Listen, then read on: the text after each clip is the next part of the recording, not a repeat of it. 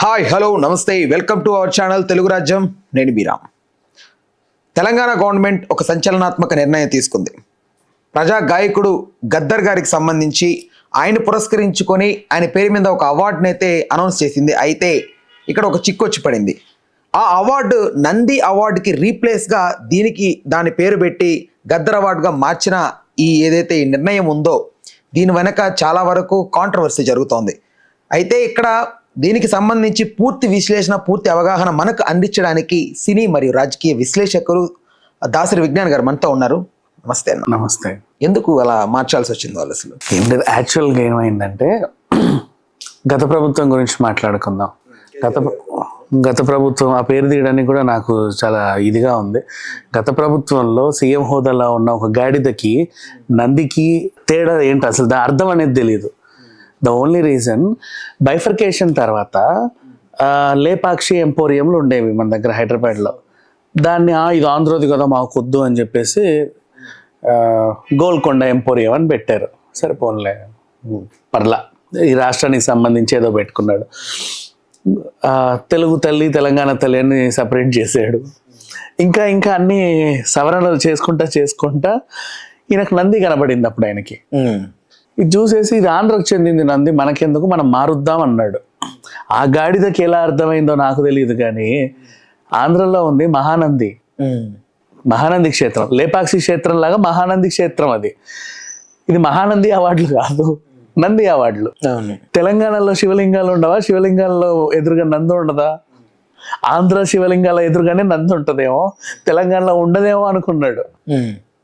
ఇలా డెసిషన్ తీసుకునేసరికి వాళ్ళు కూడా ఓకే అనుకున్నారు. అప్పుడు ఈయనకి సలహా ఇచ్చే గాడిదలు ఎవరు లేదు, ఎందుకంటే ఈ గాడిదే మహా తెలివైనది అన్నట్టు ఫీలింగ్. ఈ గాడిదకి ఇంకా సలహాలు ఇచ్చే వాళ్ళు ఎలా ఉంటారు చెప్పు? ఎవరు ధైర్యం చేయాల. మళ్ళీ ఎందుకులే, అలుగుతాడు, ఎందుకు వచ్చినా కూడా మనకి, ఆయన ఏదో చేసుకుంటున్నాడు చేసుకొని అని వదిలేశారు. తర్వాత సరే ఎలాగూ నంది అవార్డులని పేరు మారుద్దామని డెసిషన్ ఒకటి వచ్చింది కదా, మరేం పెడతాం బాగుంటుంది అని హంస అవార్డ్స్ ఎలా ఉంటుంది అని అడిగాడు ఆయన. హంస అవార్డ్స్? హంస ఆంధ్రాకు చెందదా, తెలంగాణలోనే పుట్టి పెరిగిందా ఏమైనా, లేకపోతే ఇంకేంటని ఆలోచించున్నాడు. ఆ టైంలో ఏమైందో తెలియదు, ఆ ఆలోచన అక్కడికి ఫుల్ స్టాప్ పడింది. ఇంకా మళ్ళీ దాని గురించి మాట్లాడిన వాళ్ళు లేరు.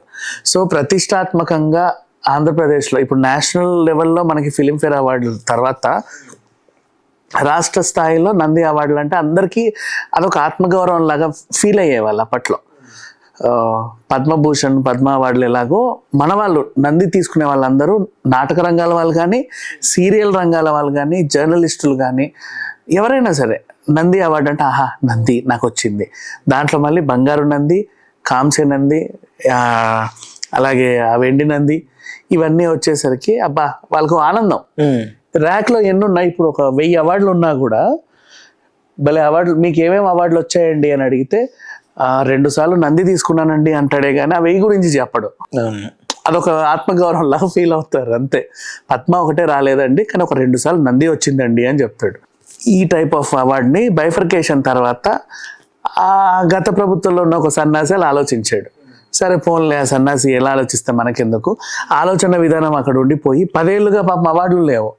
అదేంటంటే రాష్ట్ర ప్రభుత్వం ఇవ్వాల్సినవి దానికంటూ బడ్జెట్ కేటాయించి ఇవ్వాల్సిన బడ్జెట్ అంటే ఇప్పుడు ఒక వేడుక చేయాలి, నెక్స్ట్ అవన్నీ తయారు చేయించుకోవాలి, వచ్చిన వాళ్ళందరి కల్లా ఓ పట్టు శాలువ, ఓ పుష్పగుచ్చం, ఓ చెక్క ముక్క, ఓ ప్రశంసా పత్రం, ఇవన్నీ ఇచ్చుకుంటూ కవర్లో ఇంత సొమ్ము కూడా ఇవ్వాలి. బంగారు నందికి అయితే ఇంత, వెండి నందికి ఇంత, కాపర్ నందికి ఇంత, ఇలా ఉండేవి. స్పెషల్ జ్యూరీ అవార్డులకి ఇంత అని. సో అదొక బడ్జెట్. ప్రతి సంవత్సరం జరగాలి ఆ పురస్కారాలు. ఈ 10 ఏళ్లలో మన దౌర్భాగ్యం ఏంటో, ఇండస్ట్రీ దౌర్భాగ్యం నాకు తెలియదు, కానీ మహామహులు అందరూ పోయారు.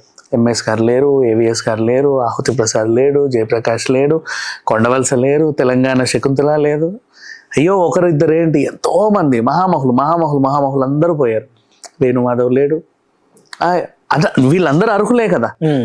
10 ఏళ్లలో ఒకసారి కాకపోతే ఒక సినిమాకు ఇంకో సినిమాకు ఉత్తమ కమెడియన్ అన్న, ఉత్తమ సహాయ నటుడు అన్న, వీళ్ళందరికీ వచ్చేవి, ప్రతిసారి వచ్చేవి. వీళ్ళందరికీ వాళ్ళు లేరు అంటే ఈయన అవార్డులు ఆపేశాడు. నెంబర్ 1 అవార్డులు తీసుకునే వాళ్ళు కూడా పాపం లేకపోవడం, అదొక కొంచెం బాధాకరమైన విషయం. సరే పోనీలే, ఏదో అలా గడిచిపోయింది.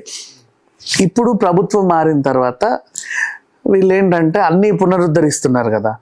గత ప్రభుత్వంలో ఆ సన్నాసి ఆలోచనలు అన్నింటినీ కూడా సవరణ చేసి అతను ఆనవాళ్ళు లేకుండా మళ్ళీ కొత్త తెలంగాణని కొత్తగా చూపిద్దామనే ప్రయత్నం చేస్తున్నాడు. ఈ ప్రయత్నంలో భాగంగా ఏం జరిగింది అంటే అనుకోకుండా గద్దర్ గారు చనిపోయారు. ఆయనకంటూ గౌరవం ఇవ్వాల్సి ఉంది. ఒక స్మారక అవార్డు ఏదైనా ఇస్తే బాగుండు, ఒక ఎన్టీఆర్ అవార్డు లాగానో, ఓ ఏఎన్ఆర్ అవార్డు లాగానో, ఒక గొప్ప వ్యక్తి అవార్డు లాగా ఒకటి ఇస్తే బాగుండు అనుకున్నారు. ఏది ఖాళీగా ఉంది, ఏ కేటగిరీలో ఇద్దాము అని టిక్కులు పెట్టుకునే టైంలో 10 ఏళ్ల నుంచి పలానాది ఒకటి ఖాళీగా ఉంది అని తెలిసింది. మరి ఖాళీగా ఉంటే గద్దర్ గారు సినిమా రంగంలో కూడా పాటలు రాశాడు. పైగా ఆ తెలంగాణ రావడానికి కారణమయ్యే ఆ రోజుల్లో ఈయన సాంగే హైలైట్. మీకు బాగా గుర్తుంటే పొడుస్తున్న పొద్దు మీద సాంగ్ ఆ కేసీఆర్ గెలిచే టైంలో, ఉద్యమం బాగా పీక్స్ లో ఉన్న టైంలో ఆ సాంగ్ చాలా కీలకం చెప్పాలి అంటే. ఆ సినిమాకి రాశాడు కాబట్టి అంత హిట్ అయింది కదా, ఇద్దాంలే సినిమా రంగానికి కూడా పనిచేశాడు కదా అని చెప్పేసి అలా పెట్టారు. ఇక అంతవరకు ఓకే. ఈ తర్వాత ఏమైంది, ఇప్పుడు అసలు గొడవ మొదలైంది. నంది అవార్డులని అలా ఇస్తే ఎలాగండి అంటే, గద్దర్ గారు అంటూ ఆయనకంటూ ఒక ప్రత్యేకమైన శైలి ఉంది. ఆయన శిఖరం, కొండ కాదనం, చాలా గొప్ప వ్యక్తి. కాకపోతే ఆయన థింకింగ్ ప్రాసెస్ వేరుగా ఉండేది. అందరూ ఆయన యాక్సెప్ట్ చేయాలని ఏం లేదు. ఇప్పుడు సినిమా ఇండస్ట్రీకి ఆయన్ని అవార్డుకి నంది బదులు గద్దర్ అవార్డు అని మీరు పెడితే ఇండస్ట్రీ మొత్తం గద్దర్ని యాక్సెప్ట్ చేసినట్టు ఉంటుంది, తెలంగాణ ఇండస్ట్రీ అంతా. ఇప్పుడు ఆర్ నారాయణమూర్తి లాంటి సినిమాలు అంటే వాళ్ళు యాక్సెప్ట్ చేస్తారు, అందరూ యాక్సెప్ట్ చేయాలని లేదు కదా. ఎవరి భావజావాలు వాళ్ళ డిఫరెంట్ థింకింగ్ ప్రాసెస్, ఎవరి ఇండివిజువాలిటీ వాళ్ళది. ఇప్పుడు నెక్స్ట్ అదొకటి. తర్వాత ఇప్పుడు అవార్డు గురించే మాట్లాడుకుందాం. ఒక విలన్ క్యారెక్టర్ ఉంటుంది, దాంట్లో వాడికి ఉత్తమ విలన్ క్యారెక్టర్ ఇస్తాం, బాగా చేశాడు అని. ఆ సినిమాలో అయినా జాకెట్ చింపే సీన్ కూడా ఉంటుంది ఫర్ ఎగ్జాంపుల్, విలన్ కాబట్టి, అంతే కదా. ఇప్పుడు గద్దర్ ఉత్తమ విలన్, గద్దర్ ఉత్తమ కమేడియన్ ఇట్లా ఇవ్వలేం కదా. ఉత్తమ కమేడియన్ నంది, ఉత్తమ విలన్ నంది అంటే ఏమన్నా అనుకోవచ్చు, అలా చెప్పలేవు. నెక్స్ట్ మళ్ళీ ఒక ఐటమ్ సాంగ్ ఏదో ఉంటుంది.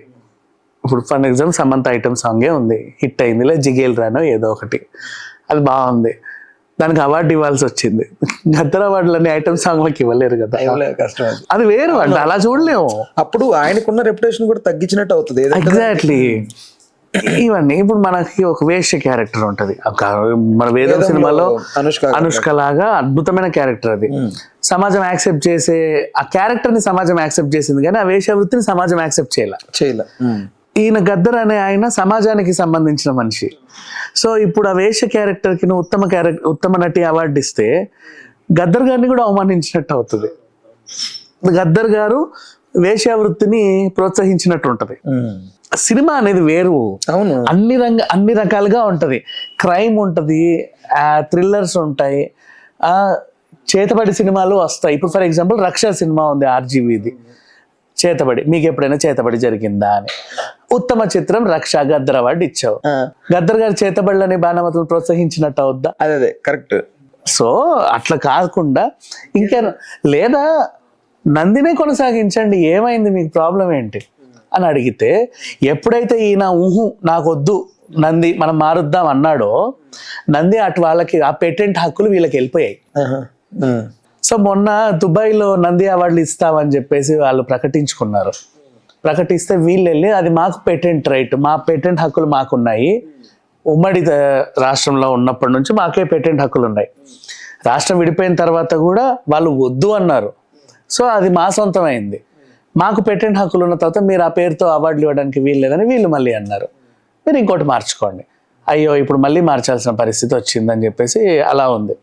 సో అనుకోకుండా రేవంత్ రెడ్డి గారు తీసుకున్న డెసిషన్ ఇది. కానీ అనుకోకుండా అంటే ఏంటి, కనీసం కదా చర్చించవచ్చు కదా కనీసం సినీ పెద్దలతో. ఇదొకటి. ఇప్పుడు ఏ రంగంలో అయినా సరే మినిస్టర్లు ప్రమాణ స్వీకారం చేస్తే, ఇప్పుడు అటవీ శాఖ మినిస్టర్ ప్రమాణ స్వీకారం చేస్తే ఆ అడవికి సంబంధించినటువంటి ఆఫీసర్లు వాళ్ళు వీళ్ళు పెద్దలందరూ ఉంటారు అక్కడ. పరిశ్రమల శాఖ మంత్రి ప్రమాణ స్వీకారం చేస్తే పరిశ్రమలకు చెందినటువంటి మహామహులు అందరూ అక్కడ ఉంటారు. ఎల్ఎన్టీ కంపెనీ ఓనరో, లేకపోతే అంబానీకి సంబంధించిన వాడో, జియోకి సంబంధించిన వాళ్ళు అలా ఉంటారు బోల్డ్ అంతమంది.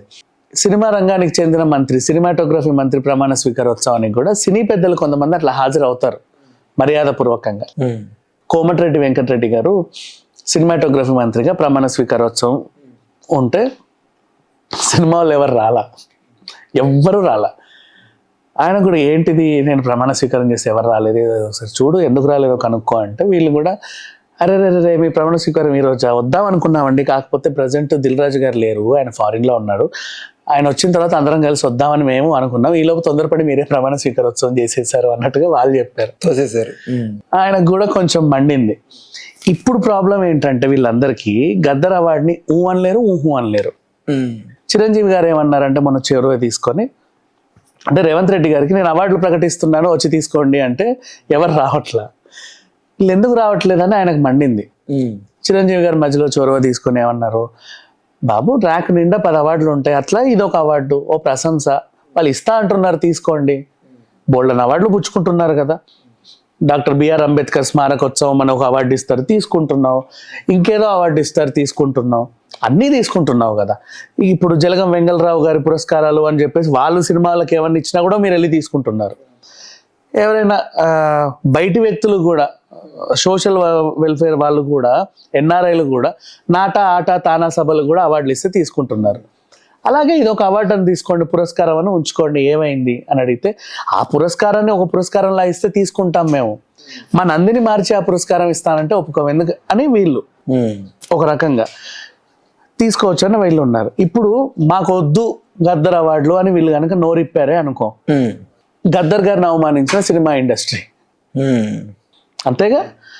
కావాలి అన్నాం అనుకో వీళ్ళ ఆత్మాభిమానం ఒప్పుకు చావదు, పైగా అసలు సెట్ అవ్వదు కూడా. మీరు గద్దర్ పేరు మీద ఇంకేమైనా అవార్డులు ఇచ్చుకోండి, నష్టం లేదు, కానీ అది సెట్ అవ్వదు. సో ఇట్లా ఉంది, ఊహు అనలేరు. ఒకవేళ ఊహు అన్నారే అనుకో, రేవంత్ రెడ్డి గారికి కోపం వచ్చింది, ముఖ్యమంత్రి గారికి కోపం వస్తే రేపటి రోజు ఏదైనా టికెట్ రేట్ల పెంపు కోసమో, లేకపోతే అదనపు షోల పర్మిషన్ కోసమో, ఇంకే రకమైన షూటింగ్ పర్మిషన్ల కోసమో వెళ్తే అక్కడ కూడా పెన్ను సంతకం చేయదేమో అని చెప్పేసి వీళ్ళకి కూడా ఒక భయం ఉంటుందిగా. ఇట్లా ఉందన్నమాట ప్రజెంట్. వాళ్ళే ఆలోచించుకొని పోనీ గద్దర్ గారి పేరు మీద ఒక స్పెషల్ జ్యూరీ అవార్డు ఇవ్వండి. ఇప్పుడు నందిని కొనసాగించకపోయినా ఇంకేదన్నా ఏ హంసో లేక పాలపిట్టో లేకపోతే పావురమో మీ ఇష్టం. ఇప్పుడు ఎక్కువ మంది యాక్చువల్గా ఈ అవార్డ్స్కి ఎందుకు, ఇప్పుడు చిల్డ్రన్ ఫిలిం అవార్డ్స్కి ఏనుగు ఎందుకు ఇవి జంతువులనో లేకపోతే వస్తువుల్లో ఇస్తారు అంటే, మనిషి రూపంలో ఇస్తే ఇలాంటి ప్రాబ్లంలు వస్తాయి.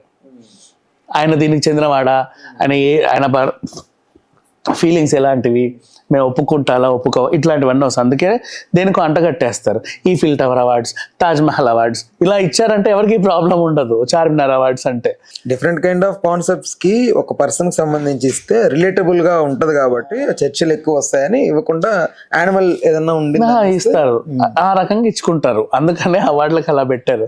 ఏ గొడవ ఉండదు కదా. ఇప్పుడు పిల్లలు కూడా చిన్నపిల్లల సినిమా అవార్డులకి ఏనుగు అవార్డులు ఇస్తారు, మంచి ఏనుగులు. And Goa film fair awards కూడా జరుగుతాయి ప్రతి ఏటా. అక్కడ కూడా అంత ఇట్లా సంథింగ్ ఏదో ఒక మనిషి బొమ్మ ఇలా ఉన్నట్టు అలా ఉన్నట్టు డిఫరెంట్ అవార్డులు ఇస్తారు. దానికి ఒక పేరు, సైమా అవార్డు కూడా అంతేగా. ఒక అవార్డు పెట్టుకొని అంటే, లేదంటే అవార్డుకి పేరు పెడతారు, సైమా అవార్డ్స్ లేదా ఫైమా అవార్డ్స్ లేదా golden light awards, star awards ఇలా పెడతారు. ఒక పేరు లేదా ఒక వస్తువు లేదా ఒక జంతువు ఇలాంటివి పెడతారే తప్ప మనిషికి ఎప్పుడు అంటగట్టరు బేసికలీ. ఇది జరిగింది. సో ఇక అసలు విషయానికి వస్తే, ఇప్పుడు రేవంత్ రెడ్డి గారు కూడా కొంచెం చోరు తీసుకొని ఎందుకులే వీళ్ళందరూ, ఇప్పుడు ఈయనేంటి, నేను గద్దర్ అవార్డులని ప్రకటించిన తర్వాత మళ్ళీ వెనక్కి తీసుకుంటే మళ్ళీ ఆయనకు కూడా ఒప్పుకోదు. అటు ఇటు కాని పరిస్థితి అండి. అన్ఎక్స్పెక్టెడ్ గా జరిగిన ఒక సీట్. మళ్ళీ పైగా వాళ్ళు ఒక కమిటీని కూడా వేశారు. ఈ కమిటీకి ఈయన ప్రెసిడెంట్, ఈయన వైస్ ప్రెసిడెంట్, ఈయన ట్రెజరర్, అడ్వైజర్ అని ఓ 10-15 మంది పెట్టి విడుదల చేశారు. వాళ్ళేమో ఇదేం కమిటీ అండి, ఇందులో మేము అంటే మిగతా వాళ్ళు వచ్చి శుభాకాంక్షలు చెప్తున్నారు, కంగ్రాచులేషన్స్ అండి పలానా కమిటీలో మీరు సెలెక్ట్ అయ్యారంట కదా అంటే, నేనా ఎక్కడ మీ పేరు వచ్చింది అండి అని వాళ్ళు, అబ్బాయి నాకు తెలియదండి వాళ్ళే రాసుకొచ్చారు, మరి మేము ఏం చేయాలి. తమ్మారెడ్డి భరద్వాజ్ గారి పేరు, దిల్ రాజు గారి పేరు, ఇట్లా అల్లాని శ్రీధర్ గారి పేరు, అలా 10 మంది అంటే వీళ్ళు ఏమనుకోరులే అన్న ధైర్యంతోనే ఏదో రాశారు. మరి వాళ్ళు ఒప్పుకు చావట్లా. యాక్చువల్గా ఇండస్ట్రీకి ఒప్పుకుంటే నిజంగా తలసాని శ్రీనివాస్ యాదవ్ గారు చాలా చేశారు తెలుగు సినిమా పరిశ్రమకి. చంద్రబాబు నాయుడు గారు బాగానే చేశారు, రేవంత్ రెడ్డి గారు కూడా తన వంతు ఏదో చేయాలనుకున్నారు. కాకపోతే ఈ ఒక్క అవార్డు విషయంలోనే దాన్ని ఒక స్పెషల్ జ్యూరీ అవార్డుగా మలిచి ఇంకేదన్నా పేరు పెడితే అందరూ యాక్సెప్ట్ చేసే అవకాశం అయితే ఉంది. ఇది అసలు దీని వెనక ఏదైనా రాజకీయ కోణం ఏదైనా ఉంది? రాజకీయ కోణం లేదు. మళ్ళీ గత ప్రభుత్వంలో దద్దమ్మల గురించే మాట్లాడతా. వాళ్ళు ఎందుకు ఈ నంది అవార్డులు ఆపారంటే కూడా దానికి ఇంకో కారణం కూడా ఉంది. ఇండస్ట్రీలో అందరూ ఆంధ్రోళ్ళే ఉన్నారు కదా, అయినా మనం ఎందుకు ఇవ్వాలి వీళ్ళకి అవార్డులు అని. 90% ఆంధ్ర వాళ్ళే ఉన్నారు ఇండస్ట్రీలో. ఏ సినిమా తీసుకున్నా, ఏ టెక్నీషియన్ తీసుకున్నా, ఇప్పుడు ఫర్ ఎగ్జాంపుల్ ఉత్తమ సంగీత దర్శకుడు ఒక పేరు తీసుకొచ్చావనుకో, ఆయన ఆంధ్రకు చెందినవాడే అంటున్నాడు. తెలంగాణలో చాలా తక్కువ ఉన్నారు, వాళ్ళకి బలవంతంగా అవార్డులు ఇద్దామంటేనేమో వీళ్ళకంటే మంచిగా వాళ్ళు వాయించట్లా, వీళ్ళకంటే మంచిగా వాళ్ళు చేయట్లా. అంటే అక్కడ నుంచి కూడా ఉన్నారు. ఈ మధ్య కాలంలో తెలంగాణ సినిమాలు చాలా ఎక్కువ వచ్చాయి ఇప్పుడు, కానీ అప్పుడు ఆయన ఆలోచించే టైంలో లేవు. ఇప్పుడు ఈ మొన్న కాలం ఇప్పుడు మనకి విజయ్ దేవరకొండ లాంటి వాళ్ళు, సిద్ధు జొన్నలగడ్డ లాంటి వాళ్ళు వచ్చిన తర్వాత తెలంగాణ ఈ విశ్వక్సేన్ లాంటి వాళ్ళు వచ్చాక ఎక్కువయ్యాయి తెలంగాణ సినిమాలు. అప్పట్లో లేవు. అవును, కరెక్ట్. సో అప్పట్లో తెలంగాణ స్లాంగ్ విన్నా కూడా ఏదో కొంచెం పండిగా కొంచెం ఏదో జోకర్ లాగా అట్లా అనుకునే వాళ్ళు. కానీ ఇప్పుడు ఆ స్లాంగ్ బాగా హిట్ అయిపోయింది. టీవీ సీరియల్స్ కూడా ఆ స్లాంగ్ తో వచ్చేసాయి, న్యూస్లన్నీ కూడా ఆ స్లాంగ్ తోనే వచ్చాయి. అందుకే ఆ తీన్ మరి బాగా హిట్ అయింది. సో ఇట్లా తెలంగాణ స్లాంగ్ ఇప్పుడు బాగా డెవలప్ అయింది. ఆయన ఆలోచించిన టైంలో అలా ఉండే, నేను ఎందుకు ఇవ్వాలి ఆంధ్రులకు అవార్డులు అని అనుకున్నాడు, అంతే. అక్కడ ఆగిపోయింది. సో చూద్దామన్నా అసలు వీళ్ళ డెసిషన్ ఇది కరెక్టా కాదనేది ఇంకొద్ది రోజుల్లో తెలిసిపోద్ది ఏంటనేది. Thanks for the time, thanks for information. Thank you so much. Please do subscribe to Telugu Rajyam channel. Please do subscribe to Telugu Rajyam channel. Please do subscribe to Telugu Rajyam channel. Hi అండి, నేను మీ ఆర్పీని, నెల్లూరు పెద్దారెడ్డి చేపల పులుసు ఓనర్ని. మీరు తెలుగు రాజ్యం అనే ఈ యూట్యూబ్ ఛానల్ సబ్స్క్రైబ్ చేసుకుని మంచి మంచి వీడియోలతో వస్తారు. Thank you so much. Hi people, I'm Sonakshi Verma and you please watch Telugu Rajyam and please subscribe to the channel.